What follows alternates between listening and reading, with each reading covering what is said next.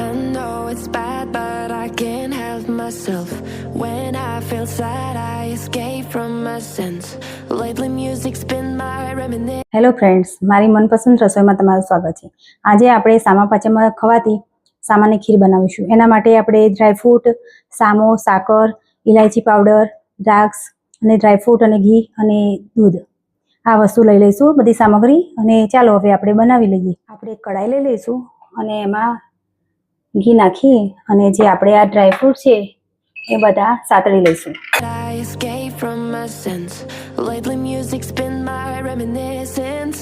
આ સંતરાઈ ગયા છે આપણે ડ્રાયફ્રૂટ, તેને હવે બહાર કાઢી લઈશું. હવે આપણે જરૂર પૂરતું દૂધ લઈ લઈશું એના અને એને ઉકળવા દઈશું.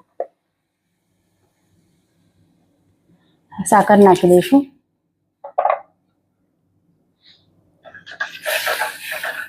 અને સાકર ઓગળે ત્યાં સુધી આપણે હલાવતા રહીશું. જો આપણું સાકર ઓગળી ગઈ છે અને દૂધ પણ ઉકળી ગયું છે. હવે આ સ્ટેજ ઉપર આપણે આ જે સામો છે એ ધોઈ અને આપણે અંદર નાખી દઈશું અને એને ચડે ત્યાં સુધી હલાવતા રહીશું.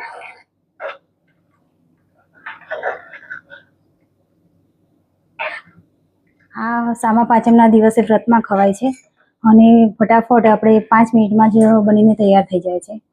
હજુ ધીમે ધીમે ગળ થવા લાગી છે. હવે આપણે એમાં ઇલાયચી પાવડર નાખી દઈશું અને બધું બરાબર હલાવી દઈશું.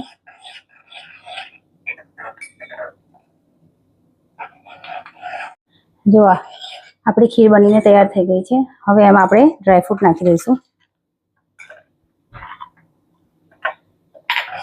અને 1 મિનિટ રાખી અને હવે આપણે સર્વ કરી દઈશું.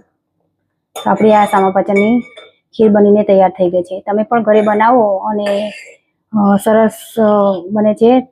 5 જ મિનિટમાં બનીને તૈયાર થઈ જાય છે. આપણે સામા પાચમની ખીર બનીને તૈયાર થઈ ગઈ છે.